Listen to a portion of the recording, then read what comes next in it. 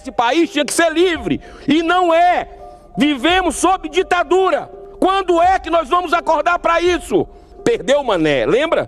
Perdeu o Mané. O presidente do STF falou lá em Nova York, se eu não me engano, para as pessoas que estavam criticando, não, perdeu o Mané. Foi aquele mesmo presidente, o Barroso, que disse, nós derrotamos o bolsonarismo. Isso é um ativismo explícito, uma posição de militante político ideológico e não de ministro do STF. Todas essas arbitrariedades e abusos de autoridade cometidos por ministro do STF só acontecem em função da omissão covarde do Senado da República, que não cumpre seu dever constitucional de abrir processo de impeachment. Está se ajoelhando em subserviência a uma verdadeira ditadura do judiciário. Mas não, o objetivo é a mão pesada. O objetivo é intimidar, é perseguir e não cumprir. Nós, senadores, estamos fazendo, respeitando o Supremo, já que não deliberamos pedido de impeachment, porque somos minoria ainda, mas fazendo os trâmites, pedindo para visitar senadores da República. Estamos levando aí chá de cadeira para isso. Mas olha só, já começamos novamente a coletar assinaturas, não vamos desistir, água mole e pedra dura, tanto bate até que fura. Conseguimos coletar já mais de 20 assinaturas para dar entrada num novo pedido de visita, dessa vez com o ex-policial e ex-deputado federal Daniel Silveira, que depois de ter seu mandato cassado, foi condenado pelo STF em abril de 2022 a 8 anos e 9 meses de prisão. A principal acusação que gerou sua condenação foi após ter feito duras declarações públicas contra ministros do STF. Inclusive, eu ressalto que não concordo com a forma que ele fez. Mas a punição tem que ser de acordo com a lei. Tem aí injúria, difamação, calúnia, mas não. O objetivo é a mão pesada. O objetivo é intimidar, é perseguir e não cumprir a Constituição brasileira. A principal acusação que gerou sua condenação, foi, como eu disse, ter feito duras declarações contra o ministro do STF. Mas logo após a publicação da sentença, o presidente da República, Jair Bolsonaro, no uso de suas atribuições como presidente, concedeu um indulto, que é um ato de clemência previsto no artigo 84 da Constituição do Brasil, sendo um poder discricionário de uso exclusivo do presidente da República, com o objetivo de promover a justiça, a equidade e a reintegração social dos apenados. O indulto só não pode ser concedido para crimes hediondos, de terrorismo, de tortura. Justamente o que ele está sofrendo com esse arbítrio do STF. Mas mesmo assim, em maio de 2023, mesmo depois do indulto concedido pelo presidente da República, previsto em lei, na Constituição, o STF, extrapolando mais uma vez a sua competência, anulou o indulto, mantendo o ex-deputado preso até hoje. Nas últimas eleições, mesmo preso inelegível, ele recebeu mais de 1,5 milhão de votos para senador pelo Rio de Janeiro, o que representou 20% do eleitorado. Eu não vou entrar, senhor presidente, no mérito das palavras utilizadas por Daniel Silveira, e muito menos na forma empregada. Mas não tenho nenhuma dúvida que suas ações não se enquadram nas condições de terrorismo, tortura e muito menos crime hediondo. Posso discordar de tudo que ele disse, e disse aqui que discordo, mas tenho a obrigação de garantir o seu direito à liberdade de expressão. Esse país tinha que ser livre, e não é.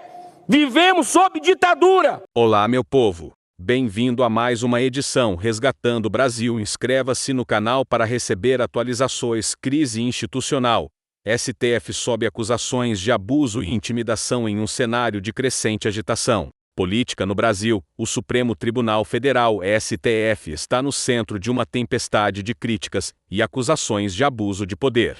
Recentemente, o senador Eduardo Girão levantou um grito de alerta sobre a suposta transformação do Brasil em um regime quase ditatorial, em que o STF estaria exercendo um controle excessivo e intimidatório sobre a população. Durante uma intervenção contundente, Girão afirmou que a atual gestão do STF não apenas ultrapassa os limites de sua autoridade, mas também emprega táticas de opressão para silenciar vozes. dissidentes e desmantelar a democracia. Ele criticou duramente as ações dos ministros do tribunal, sugerindo que abusos que seriam impensáveis em outras democracias estão se tornando norma no Brasil. A situação, segundo Girão, é agravada pela recente declaração do presidente do STF em Nova York, que supostamente indicou uma série de abusos cometidos por membros do tribunal. Essas alegações, se confirmadas, indicariam um nível alarmante de corrupção e prevaricação, corroendo ainda mais a confiança pública nas instituições judiciais. A proposta de impeachment contra o governo, que Girão também mencionou, surge em um momento de crescente descontentamento popular.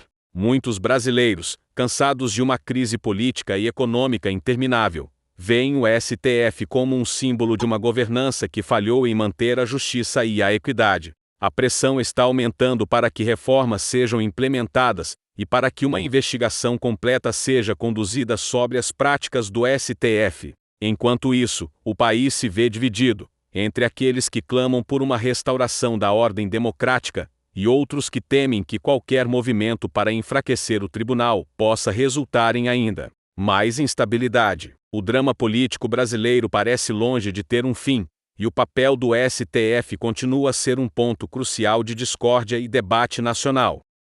Se ele errou, tinha que arcar com todas as suas consequências daquilo que disse, mas dentro do devido processo legal, um dos pilares do Estado Democrático de Direito.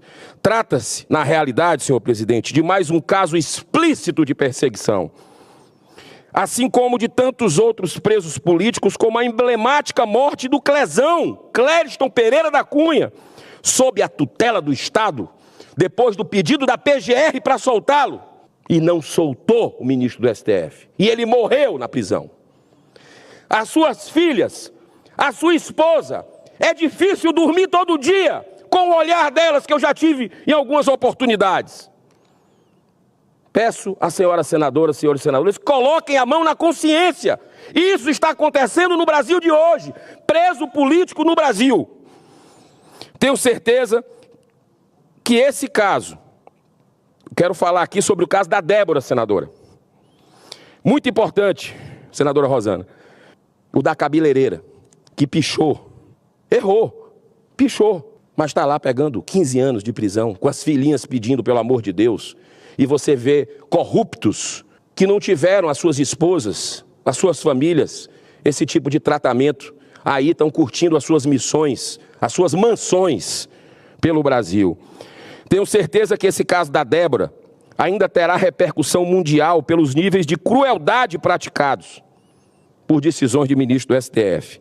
Ela pichou com batom uma estátua de fronte ao STF com os dizeres: perdeu o mané, lembra? Perdeu o mané?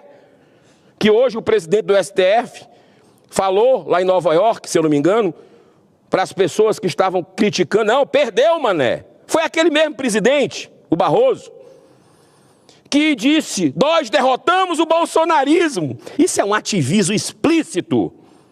Uma posição de militante político-ideológico, e não de ministro do STF. Mas olha aí o troco para essa brasileira, para essa cidadã.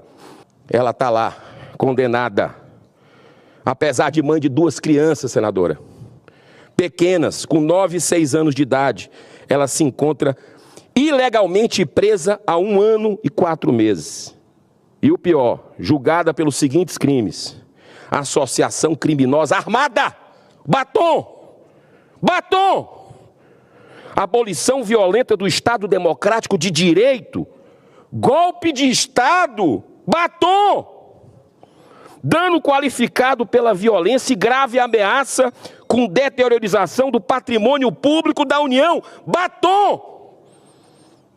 Todas essas arbitrariedades e abusos de autoridade cometidos por ministro do STF só acontecem em função da omissão covarde do Senado da República, que não cumpre seu dever constitucional de abrir processo de impeachment.